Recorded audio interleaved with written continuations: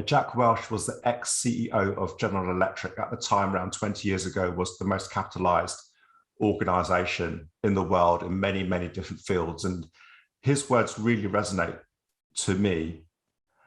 He said that if the rate of change on the outside exceeds the rate of change at the inside, the end is near.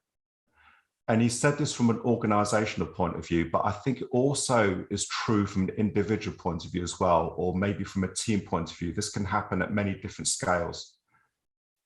If the rate of change on the outside exceeds the rate of change on the inside, the end is near. To me, that means that if the internal ability of an individual organization to respond and change has become lessened or weakened, or perhaps we've consolidated on something which is no longer relevant today, and the external world is changing, then our relevance, our legitimacy maybe become undermined. So it's worth just having this particular quote in our minds as we move forward. And today I'm going to be presenting and discussing 4 considerations as us as leaders, or those who coach leaders, can consider, along with those tips as well. So a bit more on the disrupted environment that we're in. So a classic thing that we're taught quite typically in business school is this thing called pest analysis. Pest analysis is a tool which allows us to gain a macro picture of a particular industry or a particular team in their environment. And it allows teams and companies to form an impression of the factors which impact in the environment they're in. So let me just unpack this a little bit. So it looks at the political environment, economic, social, technological, legal, and environmental. So some of the things I've certainly noticed, and no doubt you guys have seen in the last 18 months, maybe in the past 5 years, in politically, the rise of populist governments, the stability of governments around the world, great change. There seems to be a withdrawal from globalization to more nationalism.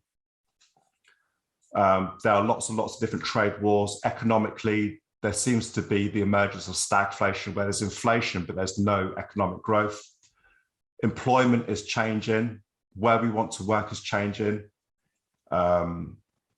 Consumer confidence may be changing. Consumers seem to want convenience as well as novelty, as well as things that are cheap, a cheap pound or dollar, whatever it might be.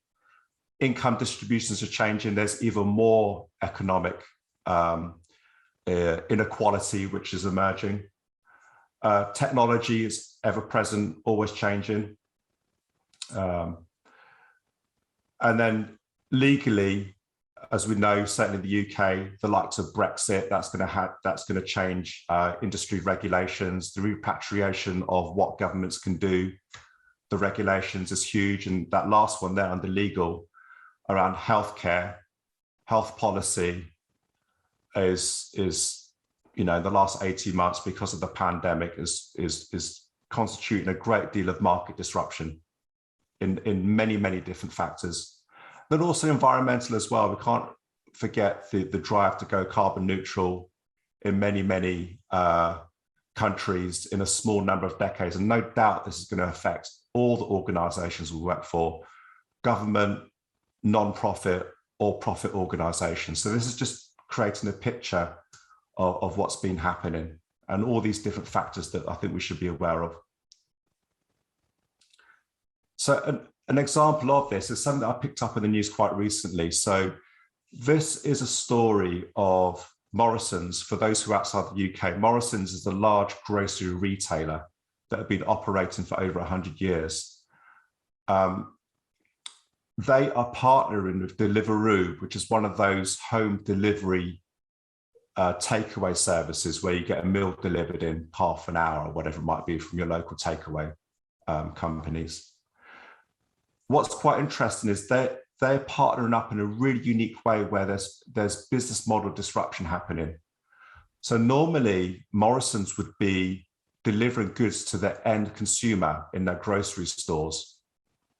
They would be the grocer.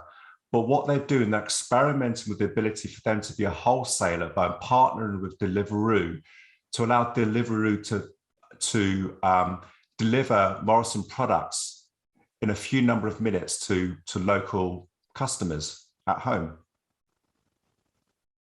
it seems like Deliveroo are almost becoming their own retailer and setting their own prices. And the Morrisons behind the scenes will become a wholesaler. So again, this is quite a fundamental business model disruption.